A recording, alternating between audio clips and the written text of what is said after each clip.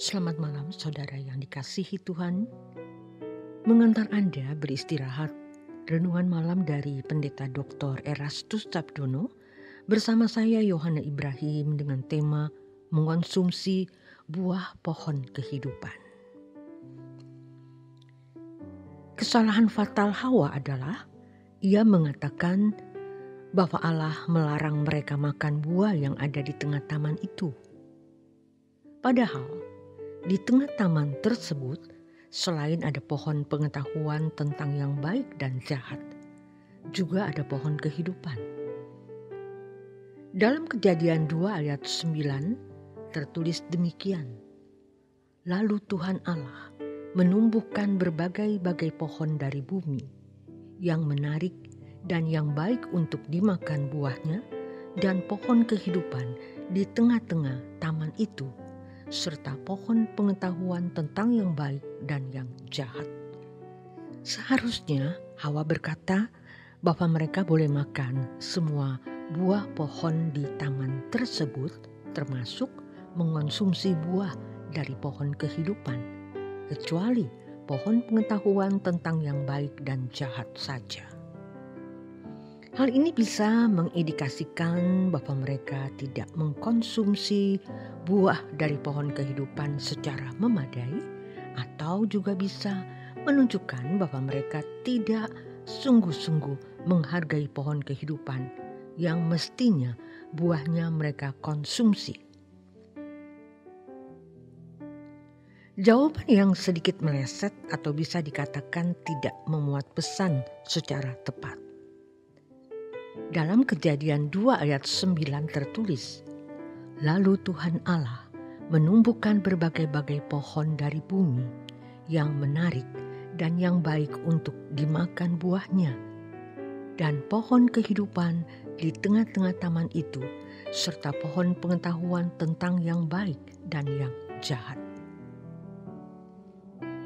Dari catatan tersebut dapat diperoleh fakta bahwa dalam Taman Eden terdapat 3 jenis buah, yaitu yang pertama, buah dari berbagai pohon yang dimakan untuk jasmani. Kedua, adalah pohon kehidupan untuk konsumsi jiwa. Sedangkan yang ketiga adalah pohon pengetahuan tentang yang baik dan jahat yang bisa dikonsumsi jiwa.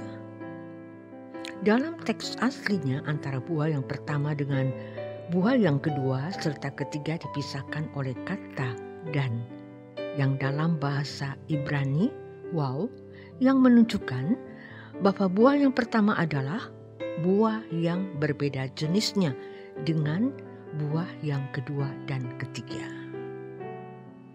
Terkait dengan hal ini, ada hal yang patut mendapat perhatian kita, bahwa semua pohon yang baik untuk dimakan atau buah yang pertama ditumbuhkan dari tanah.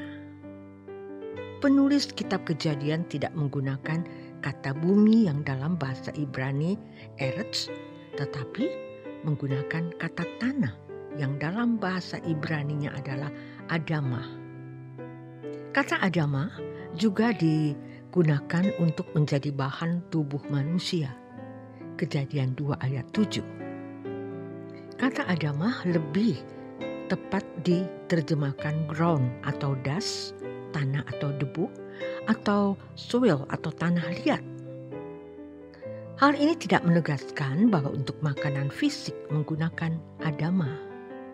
Hal ini sinkron dengan tubuh manusia yang dibuat dari debu tanah, dalam bahasa Ibraninya apar minha adamah.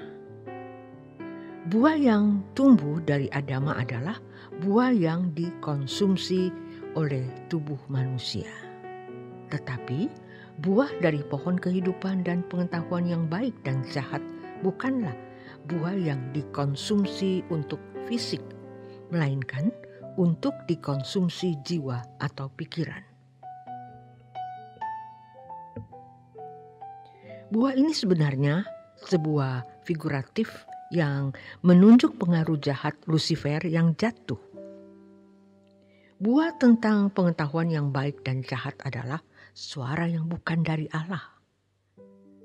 Dalam kitab Kejadian 2 ayat 16, Allah berfirman, "Semua pohon dalam taman ini boleh kau makan buahnya dengan bebas." Ini berarti Adam dan Hawa harus makan, baik makanan jasmani, yaitu buah-buahan untuk fisik mereka, maupun buah dari pohon kehidupan untuk jiwa atau pikiran mereka sebagai makanan rohani. Sebagaimana tubuh jasmani membutuhkan makanan buah-buahan secara harafiah, demikian pula dengan manusia rohani atau batinnya membutuhkan makanan rohani pula, yaitu kebenaran firman Tuhan. Di dalam Injil Matius 4 ayat 4, Yesus berkata, "Manusia hidup bukan dari roti saja, tetapi dari setiap firman yang keluar dari mulut Allah."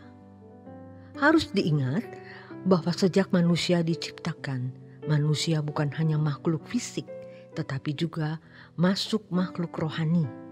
Artinya, manusia bukan saja membutuhkan makanan jasmani, tetapi juga makanan rohani.